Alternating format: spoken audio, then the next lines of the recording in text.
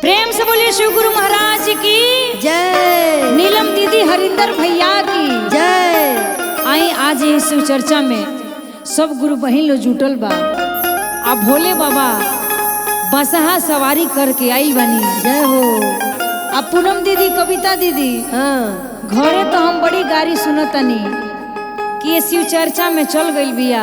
हाँ लेकिन चाहे केहू कितनो गारी देव कितनो ताना मारे चर्चा में जाए, लेकिन हम छोड़े ना शिव चर्चा।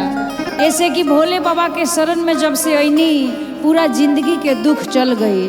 आ सास ननद गारी दे ता कविता दीदी तो देवे दी कहे के बा कैसे हो